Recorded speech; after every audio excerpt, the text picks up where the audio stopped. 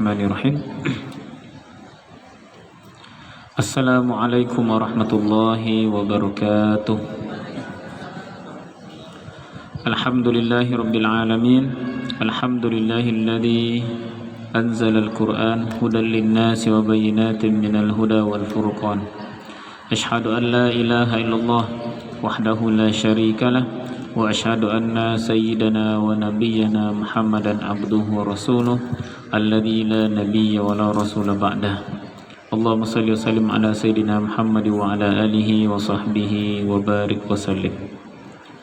Ibu-ibu kami yang dirahmati Allah Subhanahu wa taala, peserta kajian Salimah yang hadir pada sore hari ini, semoga kita semua yang hadir di rumah Allah ini senantiasa dibimbing oleh Allah Subhanahu wa taala, dituntun hati kita untuk selalu berada dalam ketaatan, dan Allah berkahi kehidupan kita hendaknya. Amin amin ya rabbal alamin. Alhamdulillah, bersyukur kita kepada Allah Subhanahu wa taala yang telah memberikan begitu banyak nikmat bagi kita sehingga kita bisa hadir di rumah Allah kita cintai ini dalam rangka mengikuti kajian Salimah, kajian tafsir Salimah. Tak lain dan tak bukan tujuan ibu-ibu kami adalah dalam rangka menambahkan ilmu, menambahkan semangat ibadah, semangat ketaatan kepada Allah, menambahkan pemahaman agama. Kata Nabi SAW, "Mayuridillahu bi khairan yufaqihu fiddin." Siapa yang Allah inginkan baginya kebaikan, maka Allah akan buat dia paham tentang urusan agamanya. Dia akan paham tentang kewajibannya, paham tentang perintah dan larangan, paham tentang semua hal yang harus dilaksanakannya sebagai seorang mukmin, sebagai seorang mukminah. Semoga Allah Subhanahu wa taala senantiasa menambahkan pemahaman agama, menambahkan ilmu bagi kita sehingga dari hari ke hari kita terus menjadi pribadi-pribadi yang lebih baik lagi. Amin amin ya rabbal alamin. Salam dan salam juga kita doakan kepada Allah agar disampaikan pada baginda Rasulullah sallallahu alaihi wasallam. Allahumma shalli ala sayyidina Muhammad wa ala alihi wa sahbihi wa barik wasallam. Ibu kami dirahmati Allah Subhanahu wa taala, kita melanjutkan kajian tafsir kita. Kemarin ana dihubungi untuk melanjutkan ayat yang ke-38 dari surat An-Nur. Ya, surat An-Nur ayat 38. A'udzu billahi minasyaitonir rajim. Bismillahirrahmanirrahim. Sudah ketemu, Bu? Sudah ya?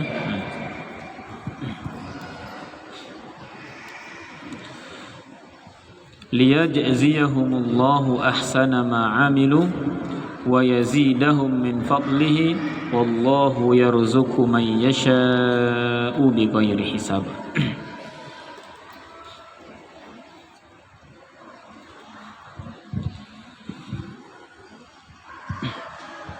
Mereka melakukan itu agar Allah memberi balasan, liyajziya, agar Allah memberi balasan, li agar yajziya, membalasi, memberikan balasan. Siapa yang memberi balasan? Allah Subhanahu wa taala kepada mereka.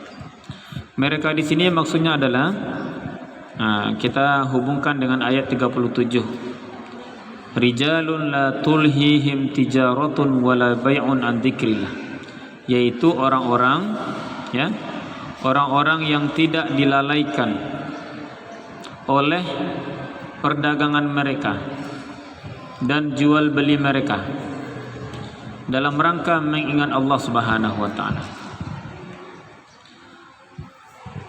Mereka mengingat Allah, mendirikan salat, wa iqamis salati wa ita'iz zakah, dan membayarkan zakat. Yakhafuna yawman tataqallabu fihi al-qulubu wal absar, mereka takut, ya, dengan suatu hari yang di sana hati dan pandangan bolak-balik. Hati, ya, tataqallab, bolak-balik, ya, menatap tajam, ya, bolak-balik, kena kondisinya yang sangat dahsyat. Jadi Allah Subhanahu wa taala menjadikan hari di mana ketika pandangan dan hati manusia itu bolak-balik, ketakutan. Kenapa ketakutan? Karena ya hatinya yang guncang, hatinya yang takut dengan peristiwa hari kiamat dan perjalanan hari kiamat itu, ya perjalanan proses demi proses yang ditempuhnya sampai nanti masuk surga atau masuk neraka. Itu hati-hati manusia guncang, takut. Luar biasa ketakutan manusia hari itu,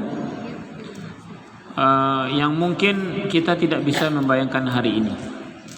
Kondisi paling parah yang pernah kita alami kira-kira adalah ketika terjadi gempa besar. Ibu-ibu pernah ya kita mengalami gempa yang sangat dahsyat, menggoncang negeri kita. Yang kalau tidak salah tahun 2009 yang berpusat di Singkarak. Dan itu betul-betul membuat guncang Kabupaten Solok, kota Kabupaten Solok. Kira-kira kondisi seperti itu, kita nyaman-nyaman saja atau luar biasa ketakutan kita, ibu-ibu dirahmati Allah? Luar biasa ketakutan, kecemasan kita atau biasa saja? Takut, cemas, panik, ya. Maka kepanikan di yaumil kiamah itu, di hari akhirat itu jauh lebih dahsyat daripada itu. Ketika gempa pun mungkin kita masih sempat mengamankan anak kita, mengkondisikan seluruh keluarga kita, ya, memastikan apa yang paling utama yang bisa kita selamatkan. Bahkan ada orang yang sampai dikeluarkannya emasnya semua dibawa lari keluar. Nah, ini agar aman dan segala macam. Tapi peristiwa hari kiamat itu, jangankan anak, jangankan harta benda, ya, ibu yang sedang menggendong anaknya yang sedang erat menyusu pun akan dilepaskan karena saking takutnya dengan peristiwa hari kiamat itu. Saking guncangnya jiwa mereka. Unta-unta bunting, kekayaan yang dijadikan sebagai kiasan simbol kekayaan ditinggalkan semuanya. Tidak ada lagi yang berharga ketika itu. Yang berharga hanyalah iman dan amal. Yang berharga hanyalah iman dan amal. Lalu kemudian maka Allah jadikan hari akhirat itu, maka dalam ayat 38 Allah katakan apa tujuan Allah berikan, Allah Allah takdirkan, Allah laksanakan janjinya, yaitunya hari kiamat, hari akhirat dengan semua kesulitan yang ada pada hari-hari itu. Tujuannya adalah, kata Allah, liyajziyahumullahu ahsana ma'amilu, agar Allah memberi balasan kepada hamba-hambanya dengan balasan yang lebih baik daripada apa yang sudah mereka amalkan. Jadi manfaat atau hikmah dengan adanya akhirat itu adalah agar Allah memberi balasan kepada orang-orang yang beriman, ya, agar Allah beri balasan. Jadi tidak ada yang sia-sia. Kalau tidak ada akhirat, maka rugi saja hamba-hambanya yang beriman, yang tunduk, yang taat, yang mengikuti perintah agama, yang tidak mau melanggar perintah Allah, tidak mau mengambil barang orang, tidak mau membuka aurat, tidak mau melanggar sedikit sekecil apapun perintah Allah. Itu kan semua butuh usaha, butuh perjuangan, butuh kesabaran, butuh pengorbanan. Maka Allah tidak ingin membiarkan semua pengorbanan, semua usaha, semua ibadah hambanya sia-sia begitu saja. Allah jadikan akhirat untuk tempat pembalasan, agar Allah memberi balasan kepada mereka dengan balasan apa? Ahsana ma'amilu, dengan balasan yang lebih baik. Ahsana itu dalam bahasa Arab artinya isim tafdil. Kaedahnya disebut dengan isim tafdil. Isim tafdil itu artinya isim yang untuk mengungkapkan sesuatu yang lebih atau paling. Di sini artinya lebih baik daripada apa yang mereka lakukan. Jadi di akhirat itu balasan yang akan Allah berikan kepada kita, balasannya lebih baik daripada apa yang kita lakukan. Bukan impas. Kalau dosa sifatnya impas.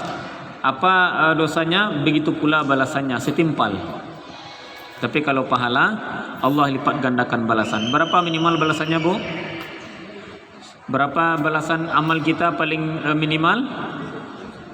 10 kali lipat. Man jaa bil hasanati falahu asyru amsalihha, kata Nabi. Siapa yang nanti di hari kiamat membawa satu kebaikan, satu pahala, satu amal ibadah, maka dia dibalas 10 kali lipat. Itu amal secara umum. Lalu kemudian ada lagi amal yang Allah balaskan sampai 700 kali lipat. Pahala apa itu? Pahala sedekah, infak, sedekah, wakaf.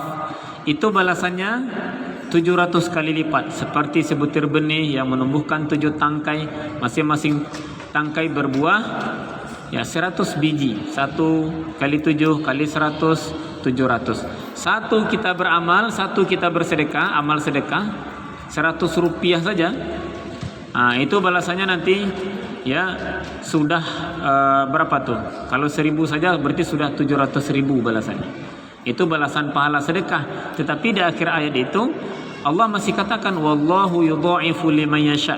Masih ada peluang bagi orang yang Allah kehendaki balasannya berlipat-lipat ganda, bukan sampai 700 tapi lebih.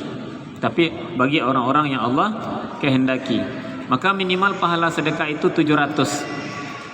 Bisa lebih, tapi bagi hamba-hambanya yang dipilih oleh Allah Subhanahu wa taala. Tidak semua, tapi dipilih. Mungkin infak-infak terbaik, infak-infak yang memang betul-betul terjaga keikhlasannya, atau memang infaknya itu betul-betul seperti pahala yang terus mengalir, maka Allah berikan balasan-balasan lebih dari 700 kali lipat. Ada lagi balasan yang tidak Allah sebutkan balasannya.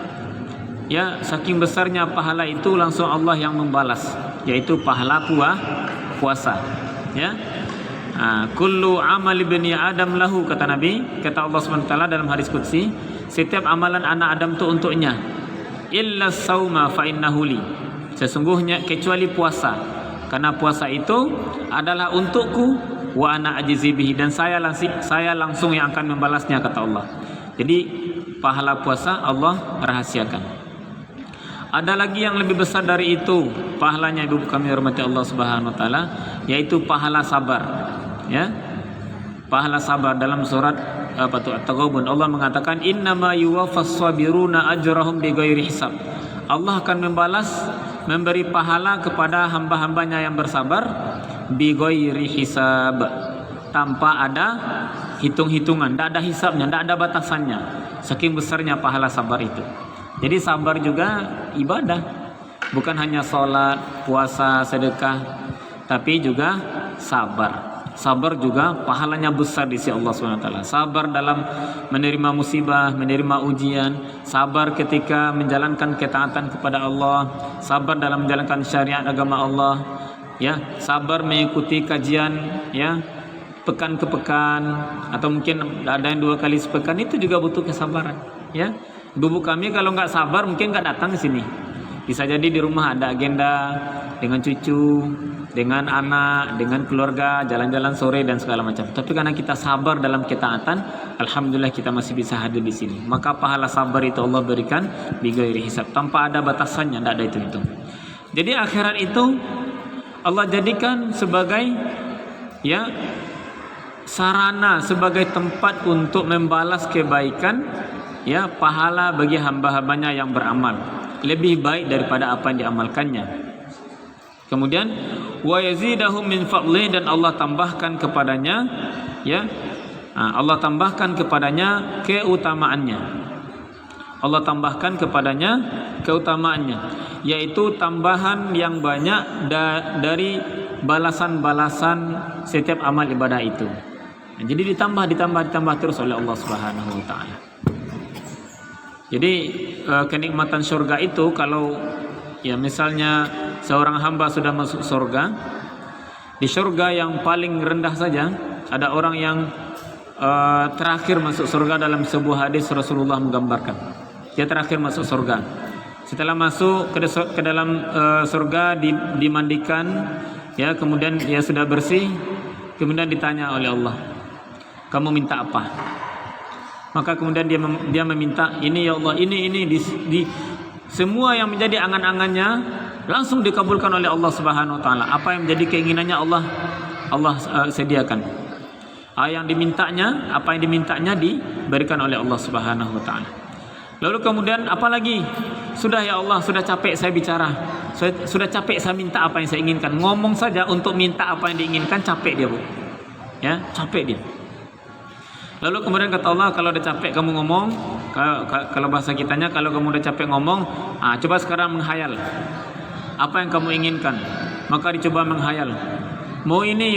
Allah Maha tahu dengan hayalan hambanya. Allah berikan apa yang dihayalkan oleh hambanya itu. Ini orang yang terakhir masuk surga saja seperti itu. Sampai udah capek dia, masih ada lagi, ya Allah capek saya ya Allah. Sampai menghayal pun capek penduduk surga itu. Saking begitu besarnya balasan dari Allah Subhanahu wa taala, wa yaziduhu min fadli, Allah tambahkan dari keutamaan-keutamaannya. Jadi Bapak kami dirahmati Allah Subhanahu wa taala, masuk surga itu ya memang dia adalah dia butuh perjuangan yang sangat berat, perjuangan yang sangat keras untuk bisa mencapai surga itu. Tapi ketika seorang hamba sudah masuk surga yang paling rendah pun ya, dia sudah akan merasa ya puas, ya merasa sangat bersyukur dengan apa yang ada, dengan apa yang Allah berikan kepadanya, lebih baik daripada apa yang diamalkan. Tapi kalau seperti itu bukan berarti ibu-ibu kami kalau gitu kita minta surga paling rendah aja ya Allah, jangan pula. Kita kalau minta surga, kata Nabi, idza sa'alta fas'al firdausal a'la. Kalau minta surga itu minta surga firdaus yang paling tinggi. Ya, jangan minta emperan surga, jangan minta balkon surga. Ya Allah, masukkan hamba ke walaupun di emperan saja, di balkon saja, bukan. Kita minta surga firdaus. Ya, kemudian kita berusaha dengan cari amalan-amalan penduduk surga firdaus ketika masih hidup di dunia. Berusaha kita dengan semaksimal mungkin.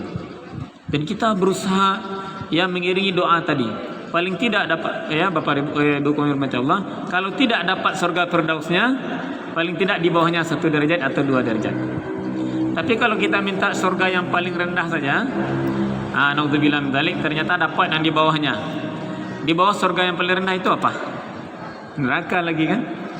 Jadi ini yang membuat banyak orang malas beribadah itu. Kenapa? Dia yang penting nanti masuk surga lah, walaupun nanti surga paling rendah. Jadi ya berapa bisa sajalah beramal, nggak harus pusing-pusing juga, nggak harus kajian juga setiap pekan, kajian salimah juga nggak harus, atau nggak harus juga ikut kajian di masjid musola kita, nggak harus baca Quran juga sibuk-sibuk, kerjakan aja sholat 5 waktu sudah masuk surga kita. Tapi maksiat masih dilakukan. Maka naudzubillah min dzalik, kalau kita punya target paling rendah, bisa jadi target itu tidak tercapai. Sering kayak gitu. Kalau kita target misalnya ujian, target nilai 10 biasa, apakah pasti dapat 10? Enggak. 9, 8,5, ada yang 7,5. Target nilainya A dapat C+, ya. Target nilai A+ dapat B-, macam-macam kan? Begitu sulitnya. Ujian di dunia saja begitu sulitnya. Bagaimana dengan ujian untuk menuju surga? Maka harus ada perjuangan, harus ada kesungguhan. Karena nanti akhirat itu Allah ciptakan untuk memberi balasan kepada hamba-hambanya atas semua yang sudah lakukan di muka bumi. Kalau baik amalnya, lebih baik pula balasannya. Kalau buruk amalnya, Allah balas setimpal. Ya. Wallahu yarzuqu man yasha'u bighairi hisab. Ya. Dan Allah Subhanahu wa taala memberi rezeki kepada hambanya yang dikehendakinya, ya, bighairi hisab, tanpa ada batasan, ya, tanpa ada batasan. Itu maksudnya adalah ya yang dimaksud dengan Allah beri rezeki tanpa ada batasan itu, yaitu Allah beri rizki yang sangat banyak sekali. Ini bagi penduduk surga tadi, ya kan, di awal ayat Allah katakan untuk membalas. Untuk membalas berarti balasan bagi amal kita adalah di akhirat. Ya, pernah kami sampaikan sebelumnya bahwasanya kita beramal ini jangan niatnya untuk dunia. Jangan salah-salah kita dalam niat beramal. Sedekah untuk ya misalnya untuk menggandakan rezeki. Sedekah untuk melancarkan jual beli, sedekah untuk misalnya untuk biar misalnya usahanya lancar, masih dengan target-target duniawi, ya. Maka sebenarnya kita beramal itu adalah untuk kehidupan akhirat, bukan untuk kehidupan dunia. Kalau kita sudah niatkan untuk kehidupan akhirat, Allah ridho, tidak ada yang sulit bagi Allah. Yang penting niat kita untuk akhirat. Kalau kita niatkan untuk dunia, dapat dunia itu, ya sudah sampai sana aja. Karena innamal a'malu binniyat. Amal itu tergantung dengan niat. Kalau kita niatkan sedekah kita hanya untuk kesehatan, dikasih oleh Allah kita sehat, ya sudah sedekah kita untuk membayar kesehatan tadi. Kalau kita bersedekah untuk menggandakan keuntungan perdagangan, maka kemudian memang Allah berikan untung perdagangan kita berlipat ganda. Bisa jadi itu adalah karena sedekah kita, tapi nanti di akhirat tidak kita dapatkan lagi. Kenapa? Karena niat kita untuk di dunia. Maka jangan sampai niat kita beramal itu untuk dunia, tapi untuk akhirat, untuk akhirat. So, kalau misalnya kita mau ini itu dan segala macam, gimana? Beramal saja ibu, ya, banyak saja beramal, lalu kemudian berdoa saja sama Allah. Jangan hubungkan dengan amal kita. Misalnya, ya Allah, hamba sudah bersedekah, hamba sudah sholat tahajud sebulan ini setiap malam 11 rakaat dengan witir. Hamba juga sudah sholat duha, ya Allah, berikan kesehatan ya kepada suami hamba. Nah, berarti kita hitung-hitungan dengan Allah. Itu namanya kita beramal. Kalau bahasa kitanya memacek gitu, mau menyabui amal. Jadi meminta kepada Allah, tapi disebut apa yang kita lakukan. Kalau meminta sama Allah, ya minta saja, jangan sebut amal-amal kita. Ya, kalau kita sebut amal kita, itu namanya kita bertawassul dengan amal soleh. Kalau kita bertawassul dengan amal soleh, ya menurut ulama itu boleh. Tetapi resikonya adalah amal itu ketika Allah berikan di dunia, balasannya di akhirat tidak kita terima lagi. Dan naudzubillah kalau seandainya setiap kali kita beramal ternyata niatnya untuk dunia, ini naudzubillah. Niatnya harus untuk akhirat, kehidupan akhirat kelak kita. Dan jangan sampai kita bertawassul dengan semua amal-amal kita. Ya Allah, susahnya hidup hamba, ya Allah. Roda ini di bawah terus. Ya, padahal hamba sudah sholat 5 waktu semenjak balik, sudah berpuasa, sudah bersedekah juga, sudah membantu anak yatim, fakir miskin, bantu pondok pesantren, ya Allah. Maka ya Allah, balikkanlah kehidupan hamba, ya Allah. Maka kalau seperti itu bisa hangus amal ibu semua tuh. Bisa hangus. Kenapa? Semua amal sudah kita sebutkan kepada Allah Subhanahu wa taala untuk meminta rezeki, meminta keberkahan, meminta kelebihan harta pada Allah Subhanahu wa taala. Kalau ternyata memang kehidupan kita kemudian ternyata berbalik ya 180 derajat, maka bisa jadi itu adalah karena amal kita. Karena amal kita maksudnya apa? Karena amal kita yang dibalas oleh Allah di dunia, tapi nanti di akhirat ternyata zong. Kenapa zong? Sudah kita percepat. Jadi maksudnya tawassul dengan amal soleh itu adalah balasan yang harusnya kita terima dari amal ibadah kita, harusnya kita terima di akhirat, tapi kita minta dipercepat di dunia. Nah, itu apa namanya tuh istilahnya, tabungan harusnya dia misalnya didepositokan, tapi kemudian kita ambil di awal, nggak jadi kita depositkan. Nah, tiba-tiba kaget, ya Allah, mana pahala sholat saya, mana pahala puasa, mana pahala sedekah? Kan sudah diminta di dunia, ya kan? Bisa dijawab kayak gitu. Maka hati-hati kita. Allah akan memberi balasan tanpa hisab. Kemudian bagaimana? Ini bagi orang-orang yang beriman, di surga itu Allah beri, di akhirat itu Allah beri rezeki yang tidak ada batasnya, saking banyaknya. Namun bagaimana nasib orang-orang kafir? Pada ayat 39 Allah sebutkan, walladzina kafaru a'maluhum kasarabim biqi'atin yahsabuhu dhama'an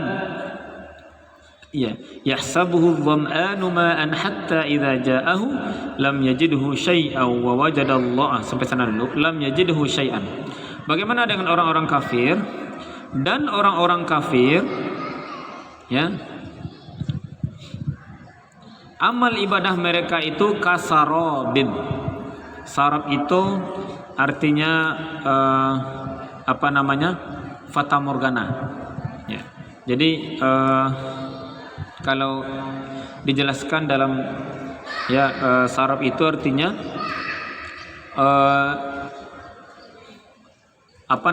sesuatu yang nampak seperti ada air di dataran rendah, tapi ternyata bukan air, hanya maka itu yang disebut dengan fata morgana. Dia nampak seperti ada, tapi ternyata tidak ada. Kasarabim biqi'atin, seperti fata morgana. Biqi'atin, biqi'ah itu artinya di sebuah tanah, ya. La syajara fihi wala husban wala, ya, tidak ada di sana pohon dan tidak ada pula yang tumbuh di sana. Jadi di sana tanahnya tandus, datarannya rendah, nampak di sana seperti ada air. Lalu kemudian, ya,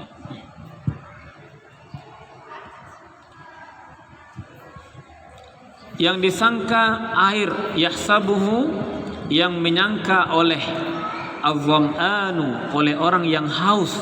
Dham'an itu artinya bersangatan haus. Kalau haus sekedar haus namanya atushun, atoshan, orang yang haus. Tapi kalau dham'an itu hausnya sudah bersangatan, ya, syadidul atash, sangat haus sekali. Jadi orang sangat haus sekali tadi mengira, ya, amalnya itu dinampakkan oleh Allah di akhirat. Jadi orang mukmin, orang kafir, nanti di akhirat itu Allah nampakkan semua amalnya. Semua amalnya Allah nampakkan. Tetapi bagaimana dengan orang kafir? Allah nampakkan, tapi dia seperti fata morgana, nampak oleh mereka, dikejarnya, ya. Lalu kemudian ternyata, ya,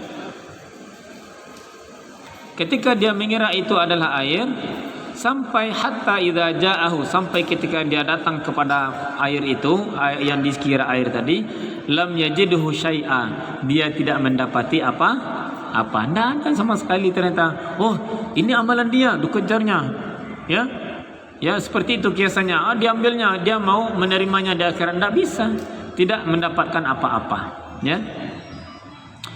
Lalu kemudian wa wajadallaha indahu fawaffahu hisabah. Lalu Allah Subhanahu wa taala, ya, lalu dia mendapati ketetapan Allah, mendapati Allah maksudnya mendapati ketetapan Allah, ya,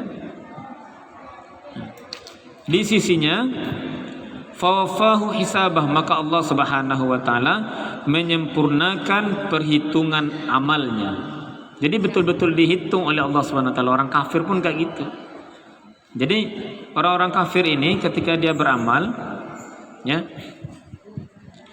amalnya, ya, Allah nampakkan amalnya nanti, tapi dia nggak bisa dapatkan itu. Berarti percuma kalau orang kafir dia beramal, bersedekah, bantu. Ada orang kafir bantu pondok pesantren juga kan, pakai peci, pakai syal, ya, lalu kemudian ceramah didengarkan oleh santri, oleh kiai-kiai, ya kan. Dia bersedekah. Ada yang misalnya ada yang mungkin dia pemain sepak bola, diinfakkannya sepatunya sepatu emasnya ke Palestina, ya kan. Ada yang juga banyak membantu fakir miskin dan segala macam, banyak tuh. Tapi semua itu haba'an mansura, semuanya sia-sia. Kenapa? Dia tidak mendapatkan tiket untuk mendapatkan balasan dari amal-amalnya itu. Dia tidak mendapatkan tiket ke syurga. Seperti zalim Allah Nusad. Allah bukan zalim. Allah tidak zalim. Makanya pernah Zakir Naik, ya, Profesor Dr. Zakir Naik ditanya, kalau hanya orang yang beriman saja masuk surga dan amal-amalnya dibalas berlipat ganda, terus orang tidak beriman orang yang tidak Islam tidak mendapatkan balasannya. Padahal dia sudah capek-capek beramal. Berarti Tuhan zalim dong katanya. Berarti Tuhan kalian, Tuhan orang Islam itu zalim dong. Maka dijawab oleh beliau, diberi perumpamaan. Bagaimana pendapat Anda? Ada seorang mahasiswa, dia adalah mahasiswa, ada seseorang, dia datang ke kampus. Dia masuk ke dalam kampus itu, ke dalam kelas, ke dalam salah satu kelas di kampus itu. Dia rajin hadir setiap hari. Dia ikuti semua proses. Dia bikin tugas-tugas, dia ikut diskusi, dia ikut ujian.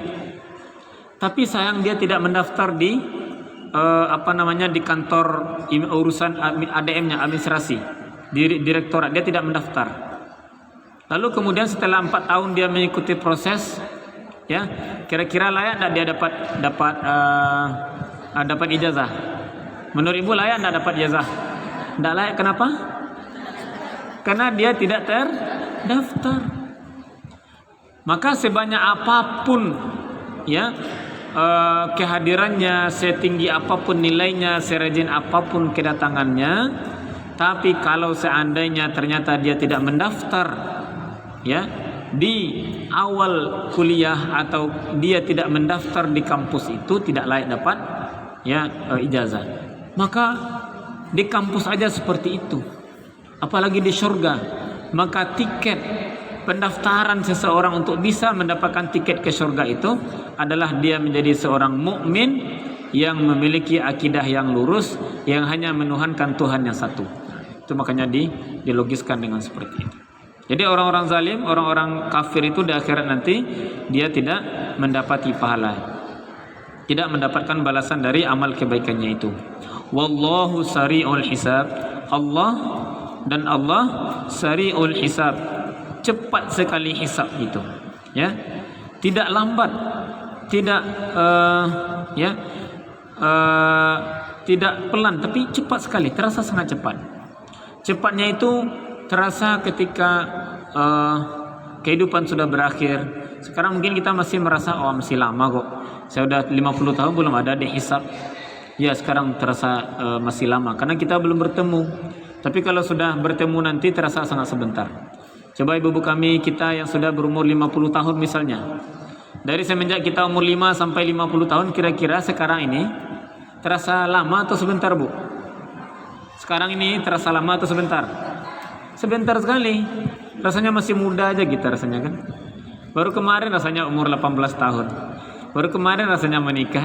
Sekarang sudah punya cucu. Terasa begitu sebentar waktu itu. Cepatnya waktu itu, ya, tanpa terasa di dunia ini sudah begitu terasa oleh kita, begitu cepat waktu berlalu. Siang berganti malam, malam berganti siang, pekan ke pekan, bulan ke bulan. Ternyata sudah mendekati akhir tahun 2021. Ya, tahun 2021. Dulu ada orang yang prediksi kiamat tahun 2020, ada yang 2012, tanggal 12 bulan 12 2012. Ada tanggal 2020, ya. Tapi ya, walaupun kiamat itu belum terjadi, tapi ternyata kehidupan kita terus berjalan dan itu sangat cepat sekali. Sangat cepat sekali. Ya. Sama halnya dengan orang yang akan dieksekusi mati. Orang yang dihukum, diputuskan hukuman mati, maka waktu untuk eksekusi itu oleh orang yang mendapati hukuman itu akan sangat terasa sebentar. Sangat terasa sebentar. Ya, nah, begitulah kehidupan dunia ini. Ya. Ya, begitulah kehidupan di dunia, terasa sangat sebentar sekali. Wallahu sari'ul hisab. Itulah janji Allah Subhanahu wa taala. Allah tidak pernah mengingkari janjinya. Au kadzulumatin. Ayat selanjutnya ayat 40, ya. Nah, kondisi orang kafir tadi dia seperti apa tadi? Seperti orang yang kehausan, yang melihat fata morgana, ya, melihat air, ternyata fata morgana, dia tidak mendapatkan apa-apa. Itu gambaran orang kafir beramal. Gambaran yang kedua adalah, perumpamaannya seperti au kadzulumatin, seperti, ya, orang yang berada di tengah gelap gulita, ya, seperti ya gelap gulita fi bahril lujjiyyin, yang ada di laut yang sangat dalam. Lujjiyyin, laut yang sangat dalam. Lujjiyyin dalam. Kalau bahrin itu laut, ya. Di laut yang sangat dalam. Yaghshahu maujun, sudah lautnya hari sangat gelap, kemudian bulan tidak tampak, lautnya dalam, di atasnya juga ada ombak. Di atasnya ada ombak, gelombang, maujun, ombak atau gelombang. Ya, min fawqihi, ya, yaghshahu maujun min fawqihi maujun. Nah, di atas ombak itu ada lagi ombak, gelombang, ada lagi gelombang. Bagaimana gelapnya itu? Ya. Nah, kemudian min fawqihi sahabun, dan di atas gelombang itu ada sahabun, awan, ya, ada awan. Kemudian zulumatum ba'duha min ba'd, kegelapannya itu ba'duha fawqa ba'd, sebagiannya itu di atas sebagiannya lain, artinya berlapis-lapis. Jadi begitu gelapnya, ya, kondisi orang-orang kafir ini. Kondisi gelap itu, id akhraja yadahu, kalau orang kafir itu akhraja, mengeluarkan tangannya, lam yakad yaraha, maka dia tidak akan bisa melihatnya. Dia tidak akan bisa melihat tangan. Dulu buka tangan, nampak tangan. Biasa kan kalau gelap kita buka pun tangan kita, nampak ada, Bu? Nampak kan, masih nampak lah bayang-bayangnya gitu. Ini saking gelapnya, seperti gelap, ya, di tengah malam yang tidak ada cahaya sama sekali, tidak ada cahaya bulan, tidak ada cahaya bintang. Di laut yang dalam, di atasnya ada gelombang, ya, gelombang, kemudian gelombang lagi di atasnya, baru di atasnya ada awan hitam, ya. Dikeluarkan tangan dalam kondisi gelap seperti itu tidak bisa dilihat, tidak bisa nampak, telapak tangan pun tidak nampak, ya.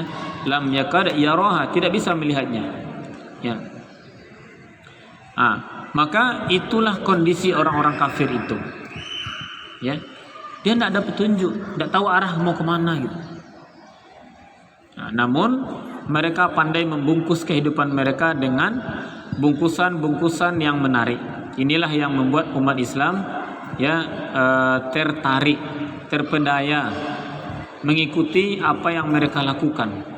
Ini mendekati akhir tahun nih. Mendekati akhir tahun, maka yang akan teringat oleh kita adalah pergantian tahun baru. Itu ketika pergantian tahun baru itu, ya, akan dihiasi dengan 3 ritual agama selain agama Islam. 1 ditandai dengan kembang api, 2 ditandai dengan lonceng, 3 ditandai dengan trompet. Ya, ini 3 ini simbol agama, bukan simbol agama Islam. Api itu adalah simbol agama Nasrani. Wah, dengan kembang api warna-warni, semua merasa takjub, mengagung-agungkan malam itu dengan kembang api. Berarti sudah seperti mengikuti orang-orang Majusi, orang-orang yang menyembah api. Kemudian lonceng itu simbol orang agama apa? Kristen. Kata dia hari Minggu itu dia menunggu jamaahnya. Mereka tidak pakai azan, tapi pakai tank saja, lonceng keras gitu kan.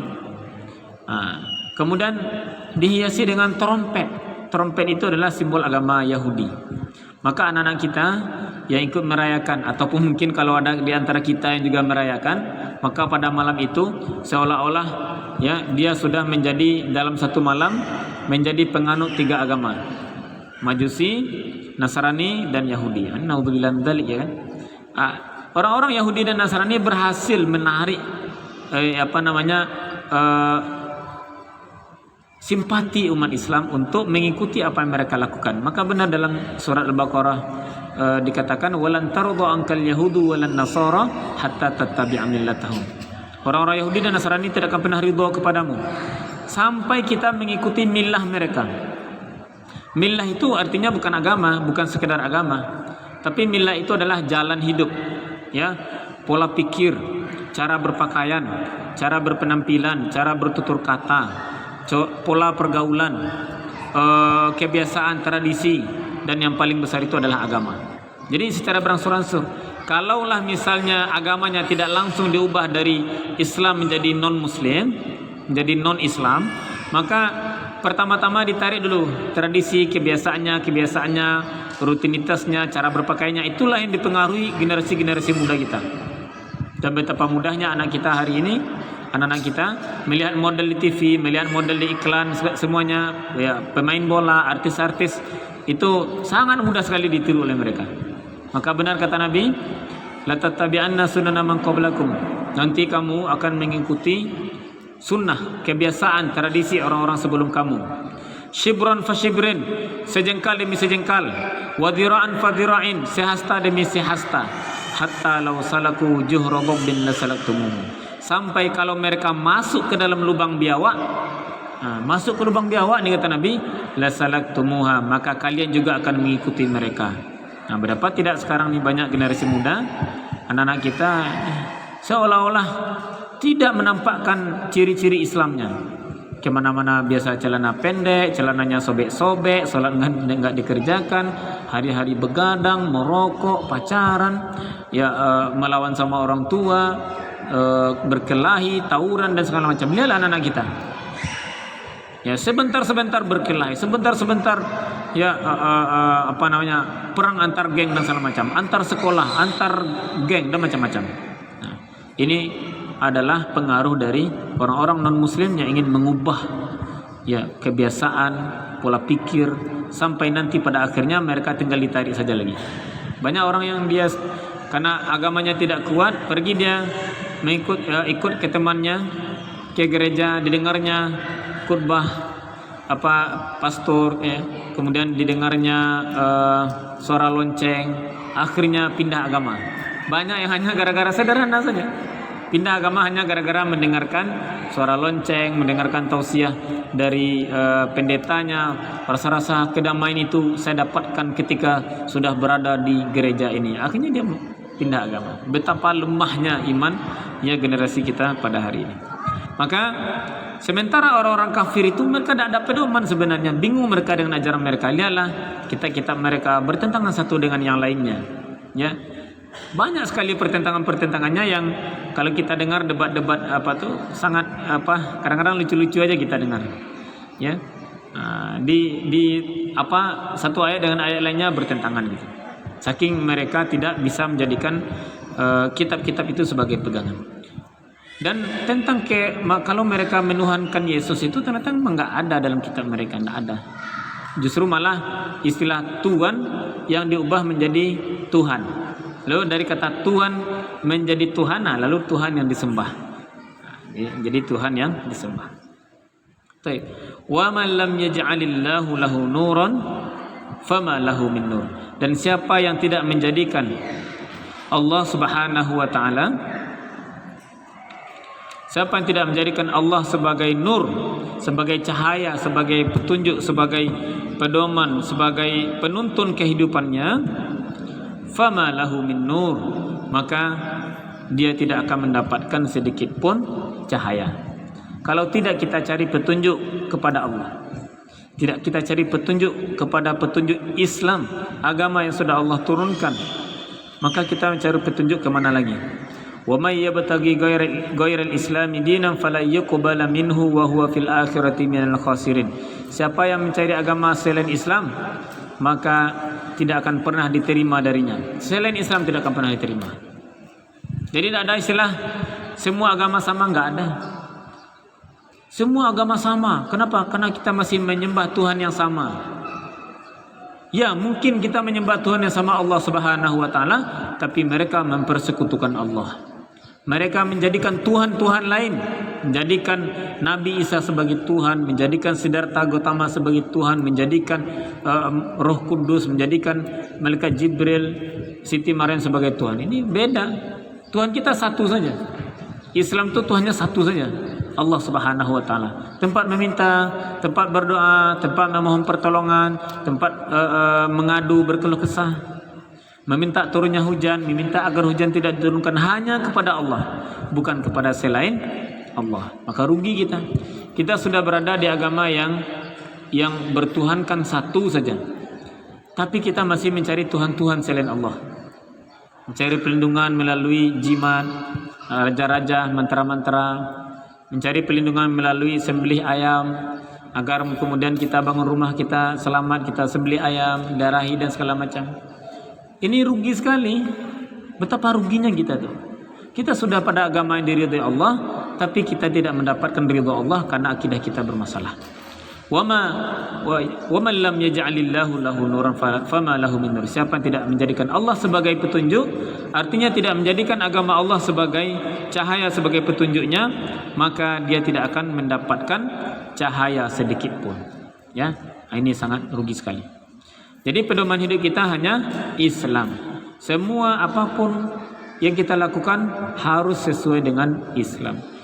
Semua apapun itu, mau transaksi kita, pertimbangannya adalah bagaimana menurut Islam. Mau kita misalnya jual beli, bagaimana jual beli yang sah, yang berkah menurut Islam. Mau misalnya pendidikan, kita pertimbangannya juga Islam. Apakah dengan anak saya sekolah di sini dia mendapatkan pelajaran agama, dia bisa mendapatkan nilai-nilai Islam, dia menjadi lebih baik dengan belajar ini. Bahkan sampai kepada ranah politik pun dia selalu mempertimbangkan Islam. Kalau saya putuskan, saya bersikap seperti ini, saya pilih ini, menurut Islam bagaimana? Betul tak pilihan saya ini? Nah, bukan karena uang selembar 2 lembar, rugi sekali. Untuk 5 tahun cuma dibayar 50.000. Artinya setahun itu suara ibu dibayar 10.000, ya kan? 5 tahun nih kita diselipin uang 50.000. Akhirnya kita sembarang pilih saja. Ya, itu suara kita mahal atau murah tuh? Murah sekali. 50.000 untuk 5 tahun. Berarti setahun itu 10.000 suara kita dibayar. Ini kalau ada yang ngasih kita uang kemudian pas mau pemilu itu, kemudian untuk kasih uang untuk milih, berarti dia menghina kita, merendahkan hak pilih kita sebagai warga negara Indonesia. Kita punya hak untuk menentukan nasib bangsa ini dengan melalui proses pemilu itu. Nah, ada orang mau beli, kurang ajar dia tuh, murah kali, nggak punya prinsip saja saya ini. Maka hati-hati kita yang tidak punya prinsip, mudah goyang hanya uang selembar 2 lembar, maka berarti kita harus bersegera istighfar pada Allah Subhanahu wa taala.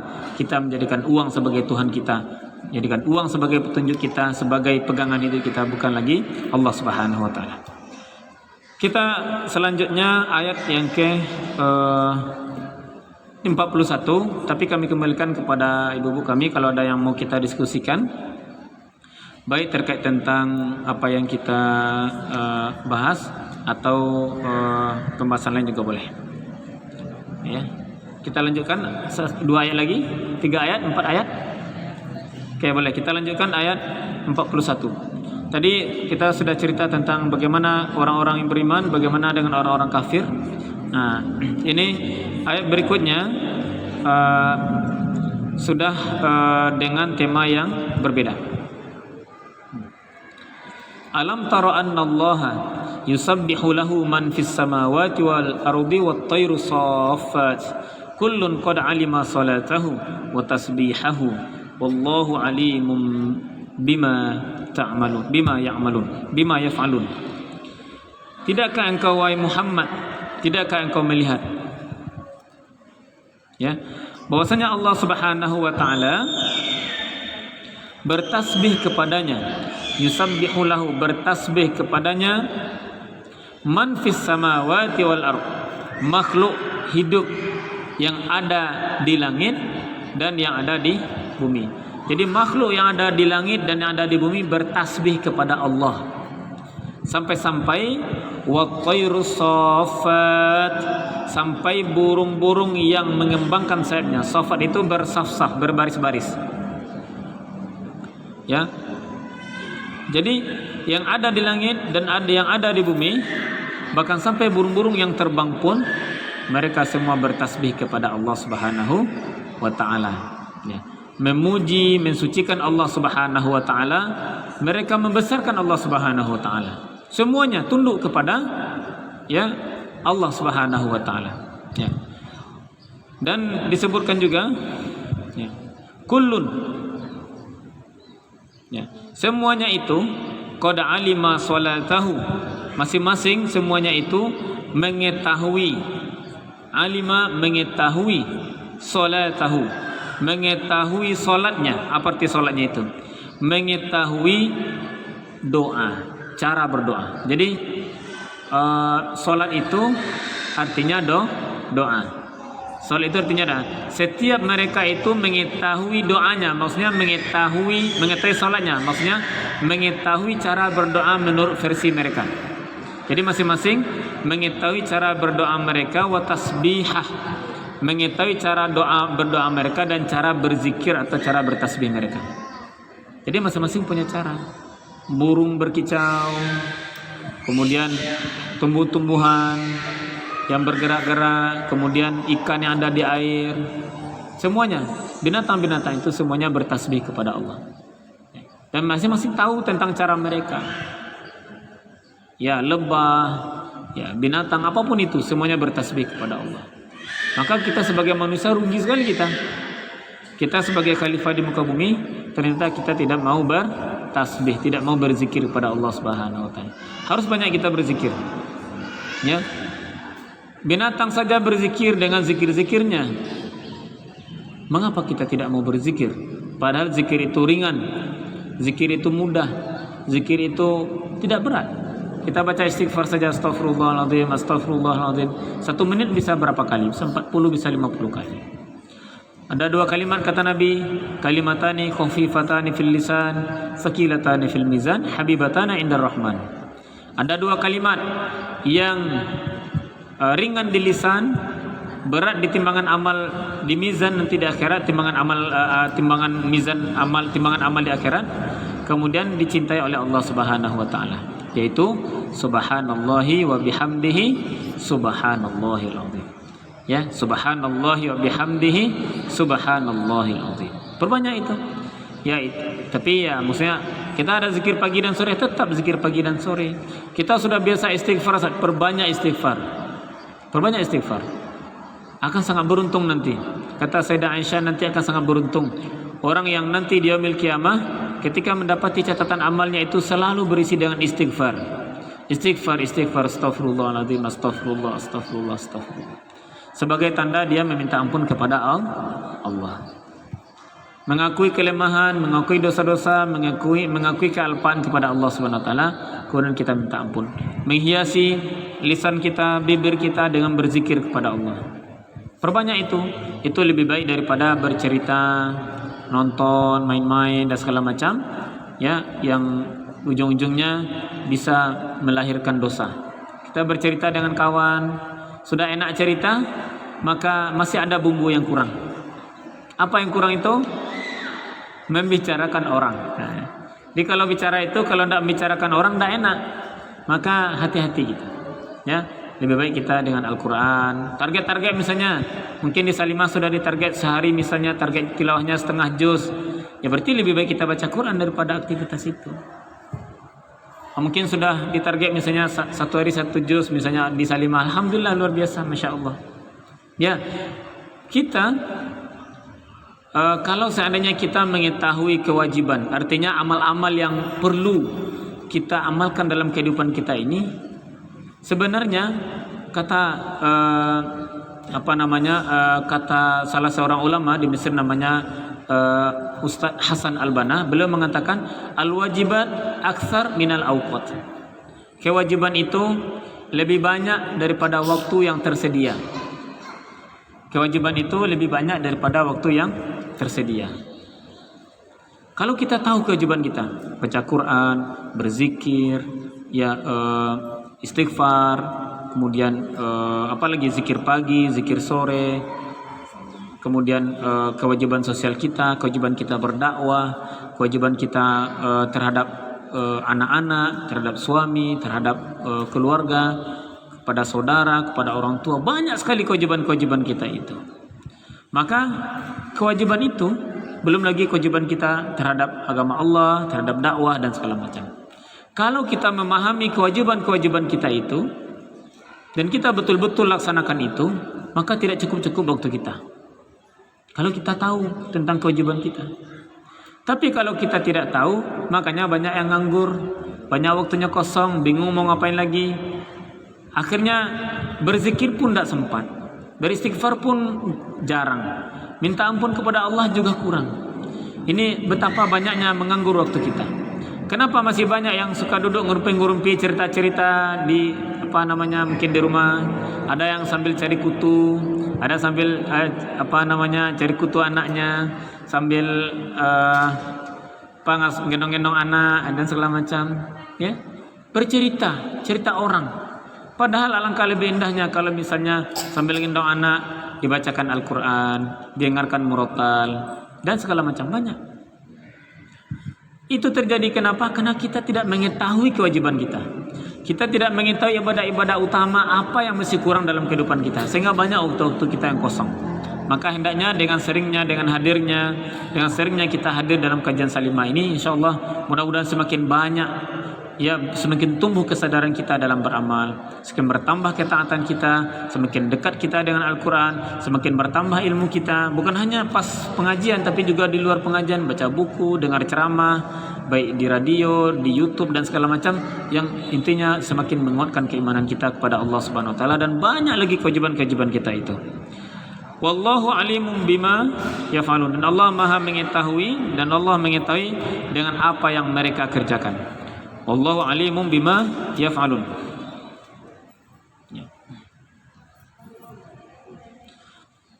Mengetahui semua perbuatan makhluknya, tidak ada yang sembunyi di sisi Allah Subhanahu wa taala, ya. Walillahi mulkus samawati wal ard, dan milik Allah lah mulkus samawati wal ard, kerajaan langit dan kerajaan bumi. Artinya kerajaan langit dan kerajaan bumi itu milik Allah. Allah yang punya. Allah yang bisa menentukan. Allah yang menentukan takdir hamba-hambanya. Maka hari ini siapapun yang berkuasa, sehebat apapun kekuasaannya, masih dalam kekuasaan Allah. Hari ini belum ada orang yang saking besarnya kekuasaannya itu sampai ngaku Tuhan. Gak ada kan? Tidak ada orang saking hebatnya, hegemoninya hari ini, tidak ada orang yang ngaku jadi Tuhan. Walaupun misalnya yang menguasai ekonomi hari ini mungkin katakan negara superpower Amerika. Pernah tidak ya Presiden Amerika itu mengaku sebagai Tuhan? Tidak pernah. Presiden Cina mengaku sebagai Tuhan? Tidak ada. Padahal sudah menguasai ya perdagangan. Indonesia hampir-hampir semuanya made in Cina gitu. Tapi saking berkuasanya mereka, siapapun hari ini nggak ada yang mengaku sebagai Tuhan. Dulu zaman Nabi Musa ada seorang raja, saking besarnya pengaruhnya, kekuasaannya, takut semua orang kepada dia sampai-sampai mengaku sebagai Tuhan. Nah ini betapa luar biasanya kekuasaannya itu.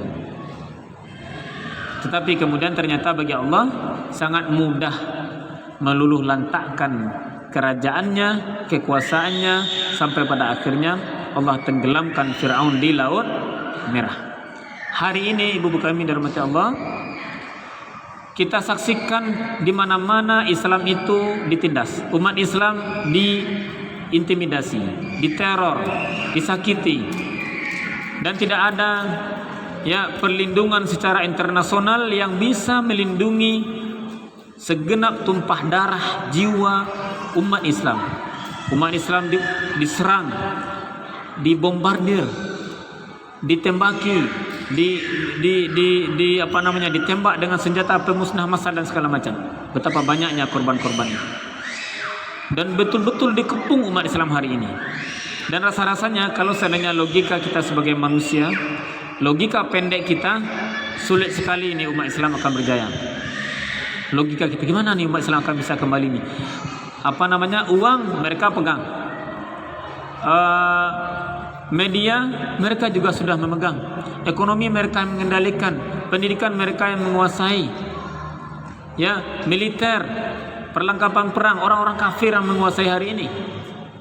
Apa yang dikuasai oleh umat Islam? Tidak ada yang dikuasai hari ini. Maka rasa-rasanya secara logika itu tidak berat sekali, bahkan mungkin sampai-sampai ada yang mengatakan tidak mungkin syariat Islam itu bisa ditegakkan di Indonesia ini, kan sampai ada yang berkata seperti itu. Maka yakinlah ibu kami dirahmati Allah Subhanahu wa taala, Allah pasti punya cara bagaimana nanti cara Allah mengangkat kembali izzah umat Islam ini sampai kemudian dia disegani di mata internasional, sampai nanti satu nyawa umat Islam saja melayang itu bisa dituntut balik oleh umat Islam atau yang mewakili kekuasaan Islam ketika itu. Allah punya cara. Yang terpenting jangan sampai kita mengatakan Islam ni ya lemah. Jangan sampai kita mengatakan agama kita tu lemah, atau jangan sampai pula kita mengatakan agama Islam tu, aturan Islam tu enggak cocok untuk Indonesia. Jangan sampai pula kita mengatakan itu. Bukan tidak cocok, hanya saja hari ini belum bisa. Belum bisa itu bukan berarti tidak cocok. Kalau kita mengatakan belum bisa sampai masuk, artinya hukum-hukum Islam yang prinsip belum bisa ditegakkan secara total atau secara maksimal di peraturan negara kita. Ya, tetapi tetap ada orang yang memperjuangkannya. Ada orang-orang yang memperjuangkannya. Dan kita tetap harus berkeyakinan bahwasanya yang terbaik itu adalah hukum Islam. Tetap hukum Islam itu yang terbaik. Walaupun hari ini belum diterapkan hukum Islam di negeri kita. Itu tanda akidah kita lurus. Kalau akidah kita lurus, kita percaya Islam dengan semua aturannya itu adalah pedoman terbaik. Tidak ada yang lebih baik daripada Islam. Harus yakin kita itu.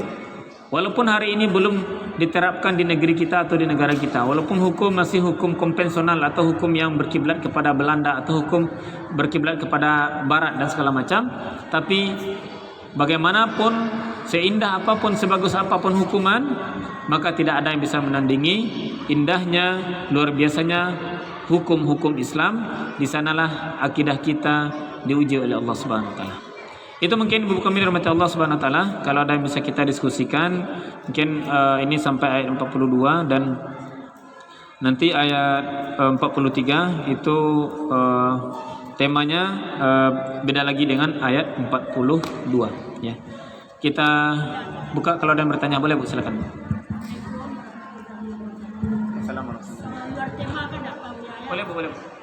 Maka sekarang surga ada yang neraka itu sudah ada penghuninya ya.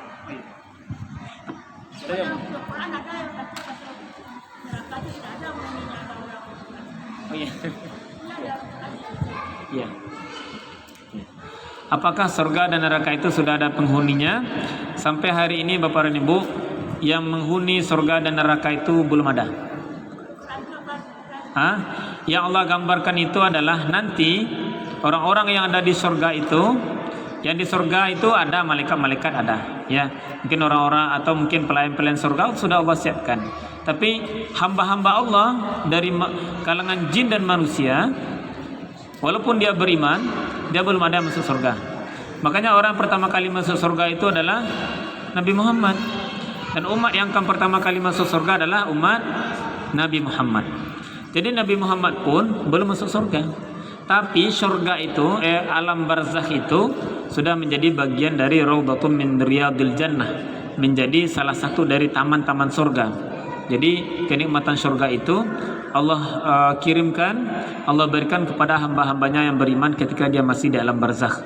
Tapi yang hari ini tinggal di surga dari bangsa jin dan manusia itu belum ada. Kalaupun kata Quran ada sini banyak ayat-ayat menceritakan penduduk surga yang ada dalam surga, mereka minum ya, mereka bermain di taman-taman, kemudian di sana ada sungai-sungai, ada sungai air jernih, ada sungai susu, ada sungai madu, ada sungai arak, ada 4 sungai. Kemudian dia kamar-kamar besar, dia dipan-dipannya tinggi. Ya, memang sudah diceritakan oleh Al-Quran. Tapi itu nanti. Di mana tuh Bu? Coba Ibu buka suratnya. Surah apa tuh? Coba kita baca. Coba surat apa itu Bu? Oh gitu ya. Itu mungkin pemahaman pas ketika membaca itu, oh berarti sudah ada orang di surga ini. Mungkin pas atau di neraka, oh sudah ada orang di neraka ini. Ya, pemahaman kita boleh saja. Nabi mengatakan pamanku nanti mendapatkan hukuman yang paling ringan di surga, yaitu dia mendapatkan terompa yang terbuat dari bahan neraka. Saking panasnya terompa itu, menggelegar, mendidih sampai ke otaknya, ke benaknya. Tapi itu belum terjadi. Nanti terjadi, Bu. Jadi memang belum ada satupun. Dan maaf, Ustaz, ketemu loh sama saya saat saya baca ada penduduk surga. Maaf nih, Bu, mungkin ya bukan ayatnya yang salah, mungkin kita yang salah paham mungkin. Ya, makanya tidak ada salahnya kita bertanya, Bu. Jadi memang belum ada satupun. Neraka juga belum ada. Ya, karena balasan itu nanti, balasan Allah berikan kepada hambanya yang sudah meninggal, balasannya di alam barzakh. Nanti setelah dia di alam barzakh, Nabi Muhammad juga masih di alam barzakh. Nanti setelah kiamat, setelah semuanya dihancur leburkan oleh Allah Subhanahu wa taala, kemudian semuanya didatarkan, maka kita baru akan hidup pada fase berikutnya, yaitu fase kehidupan akhirat, yaitu kehidupan setelah hari kiamat. Baru setelah itu proses sampai nanti kita masuk surga atau masuk neraka. Dan mudah-mudahan Allah Subhanahu wa taala memasukkan kita ke dalam surganya. Amin amin ya rabbal alamin. Sama, Bu. Kita cukupkan? Cukup ya. Mudah-mudahan ada manfaatnya dan bertambah iman kita, bertambah ibadah kita, bertambah ketaatan kita kepada Allah Subhanahu wa taala. Dan yang tidak kalah penting juga, semoga Allah jadikan akhir dari hayat kita menjadi husnul khotimah. Amin amin ya rabbal alamin. Alhamdulillahirabbil alamin. Subhanakallahumma bihamdika asyhadu an la ilaha illa anta astaghfiruka wa atubu ilaik. Billahi taufiq. Assalamualaikum warahmatullahi wabarakatuh.